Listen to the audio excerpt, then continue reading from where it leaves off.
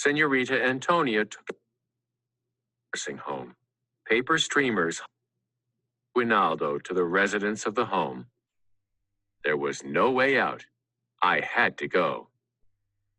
In the big lobby of the nursing home, paper streamers hung from the tall windows. The residents were scattered everywhere.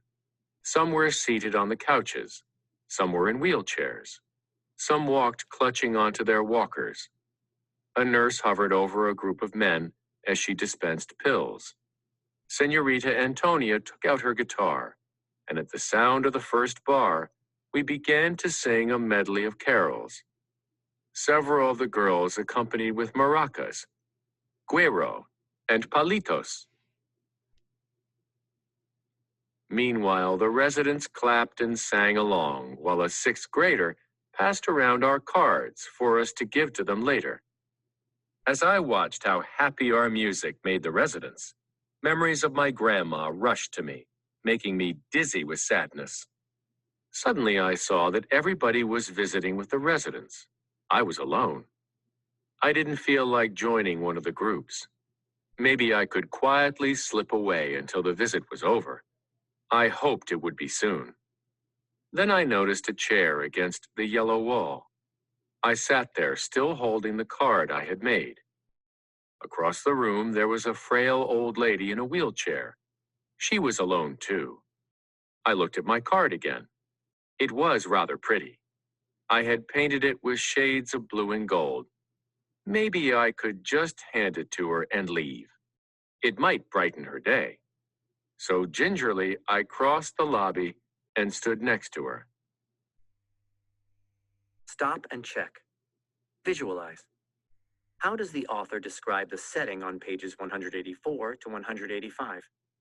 Identify the words and phrases that help you visualize the nursing home.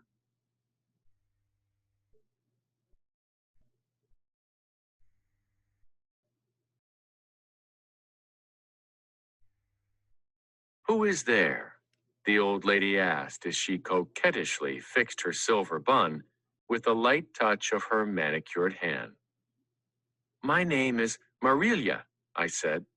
"I brought you a card." "Dios te bendiga," the old woman said. "God bless you." She reached for the card, but her hand was nowhere near it. Her gaze was lost in the distance, and I knelt down to place the card in her hand. It was then that I saw the big clouds in her eyes. She was blind. What was the use of a card if you couldn't see it? I felt cheated. I stood up to go back to my chair. "My name is Elenita," she said as I tried to slip away. "Tell me, Marilia, what does your card look like?" I knelt down beside her and, in as vivid detail as I could, described the three wise men I had drawn. Then Elenita's curious fingers caressed every inch of the card. She couldn't have enjoyed it more if she had seen it. When the coconut sweets were passed around, she mischievously asked for two. "I bet you are not supposed to eat one of these," she giggled. "No," I replied. "Senorita Antonia told us that the sweets were just for residents." "Well," she whispered, "nobody said I couldn't give you one of mine." I liked Elenita. I placed the besito de coco in my mouth and relished it even more, especially since I wasn't supposed to have it. I enjoyed being her partner in mischief. After that, she asked me if I liked music and if I knew how to dance. I said. I love to listen to music and dance. Then she told me how, when she was young, she had been a great dancer. "I used to dance so well that men would line up for a chance to dance with me.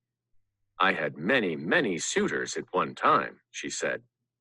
"I had suitors that serenaded me in the evening, and others that brought me flowers. But I didn't go out with all of them. You have to be selective, you know." Too soon we were interrupted by Senorita Antonia. It was time to get on the bus and return to school. I didn't want to leave. Thank you for the card, Marilia, Elenita said. She opened her hand and gestured for me to give her mine. I'll keep this card to remember you by. I'm sorry you can't see it, I said as I squeezed her hand. For a moment, it felt as warm and giving as my own grandma's. I wish I had brought you a better Aguinaldo. The best Aguinaldo, Elenita said, was your visit, Marilia. As I left, I felt light and warm and peaceful. On the bus ride back, I told my friend, Margarita, all about our visit. I couldn't wait to come back next year when I was in the 6th grade. I already knew what I would bring Elenita. I would make her a collage. That way, she would be able to feel the many textures of my picture, even if she couldn't see it. And maybe I could make the picture of her dancing. I knew she had been very pretty when she was young. Are you going to wait until next Christmas to give her your collage? Margarita asked. I thought for a moment. Maybe Mommy could bring me back sooner, I said. As I looked out the window, I remembered how good Elenita's hand felt to touch. It's funny how sometimes things change unexpectedly. Just that morning, I didn't want to go at all. But then I couldn't wait to visit my new friend again. We had gone to the nursing home to give Aguinaldos. And what a very special Aguinaldo I had been given. Elenita's friendship. Stop and check. Reread. Why is Marilia planning on making a collage for Elenita? Reread page 188 to check your understanding.